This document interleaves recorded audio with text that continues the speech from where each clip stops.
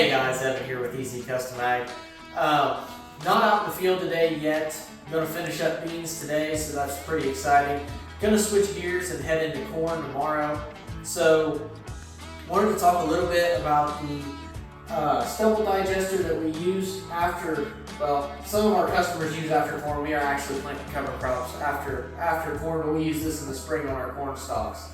To help digest some of that residue, especially when we're having such a big crop like we are this year. So Meltdown is made by BW Fusion. That's their in-house stubble digester. They use the 501 team of bacteria. So if you've listened to a lot of our other videos, we talked about how they have a 101, 201, 301, 401, and 501 teams of bacteria. So the three that we actually use is 301, which is used in animal legumes, 401, which is an in-furrow product, and then 501, which they use as their stubble digester and a nutrient release agent.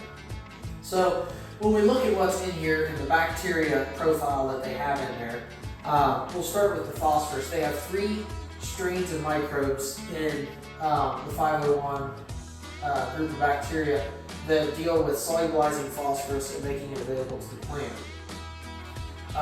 which is super helpful. Guys that are spreading dry phos, a lot of it will get tied up into the soil. This is able to release some of that and actually make it usable to the plant. Also helping to release what is tied up in your corn stover, soybean straw, whatever you've got left there. Our next ones are ones that deal with nitrogen. So we've got N2 fixers and ammodifying bacteria. So your N2 fixers are getting your nitrogen out of the air. Your ammodifying bacteria are breaking down the organic nitrogen that would be in the plant material. That's why we see such a high number of different microbes working on that when we're trying to digest the stubble. So why it's so important, you'll see that we have multiple microbes on all these. So when we're looking at a set of strain of microbes, if we have one specific microbe doing that job, if it'd be just like you and me going to a buffet or something. Okay, I like to eat, beef and noodles and mashed potatoes and gravy. You want to eat the fried chicken and broccoli or something. So we're going to have totally different opinions on what we like. I like hot weather, you like cold weather. You like to go to vacation in the mountains, I like to go to the beach, whatever. So the microbes are the same way. They have different opinions on what they like. So one might like hot, dry weather, the other one likes cool, wet weather.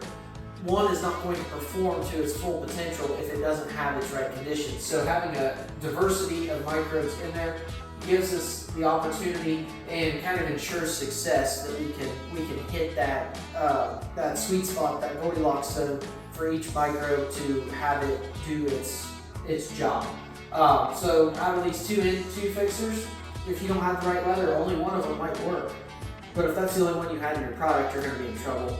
So if you ask how many strains work on each specific job when you're looking at other products, I think you're going to be really surprised to see that a lot of guys are just using one, or unless you're using a combination product like this, might be just doing one job specifically with one microbe. So definitely a very unique profile in Meltdown and 501, so definitely look at that when you're comparing biological products.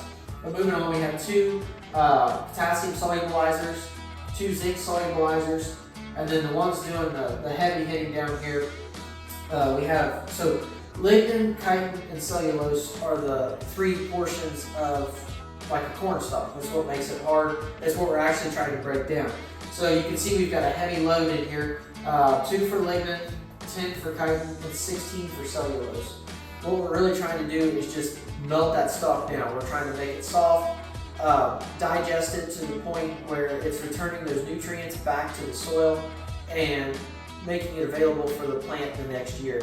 So when you look at like an app like the Trader or the Ag PhD crop removal guide, there is a huge amount of nutrients in the stubble or residue that you leave on the ground. So, and it's already been through the plant, so it's in an organic form. If we break that down, it's going to be plant usable. It's not like trying to put, pebbles of potash out there and hoping that it dissolves, gets into the soil solution and is usable for the plant. So we're already dealing with organic nutrients. Let's get them broke down into the soil and able to be used for the plant for the next year. So whether you're in a no-till system or a conventional system, a stubble digester can be very beneficial to you. So when you're making your fall spray pass or even your spring spray pass, your spring burn down, give a thought to using a stubble digester and a nutrient release agent like Meltdown. And hopefully we'll get some decent weather here, and we'll see you next time out in the field.